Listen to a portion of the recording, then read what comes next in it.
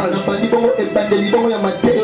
en vous disant ceci. Dieu ne pourra jamais vous donner Rachel sans au préalable qu'il puisse vous donner d'abord Léa.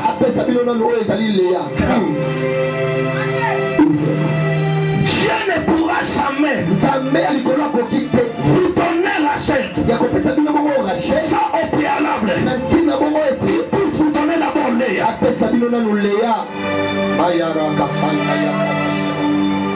Alléluia.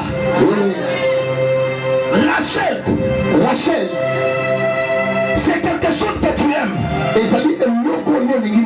Mais Dieu, avant de te donner Rachel, il va d'abord au préalable pour donner Léa. Le cœur de Jacob,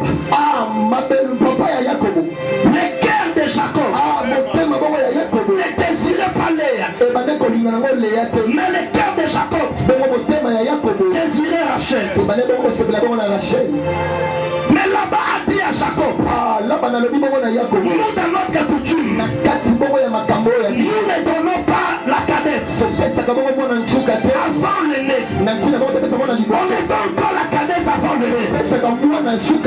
Mais la condition que Laban avait donnée à Jacob pour Rachel, c'était de travailler encore pendant 7 années.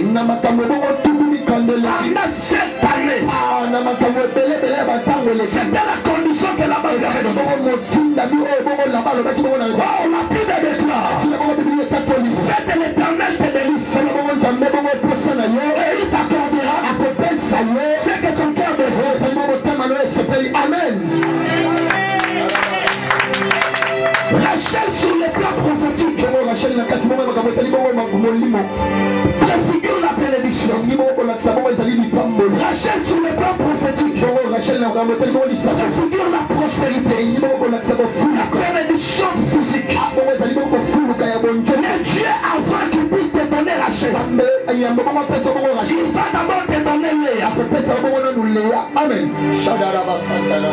Dieu, avant de te donner Rachel, il va d'abord te donner Léa. Alléluia. Dans d'autres termes, Dieu, avant qu'il puisse vous bénir, Dieu,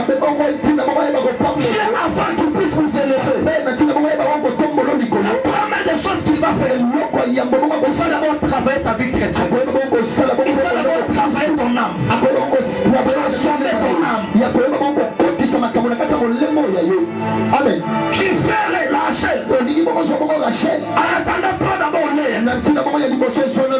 La condition pour prendre Rachel, il faut travailler cette année encore. La bénédiction est là. Dieu est prêt pour te donner. Mais Dieu a un processus de faire en toi. Dieu est en train de te tailler. Dieu est en train de te briser.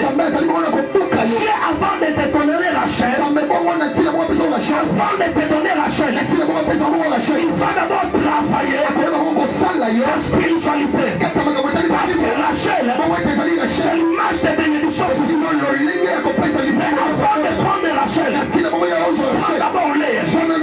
Lorsque Léa avec toi, Léa te permettra de travailler la vie chrétienne.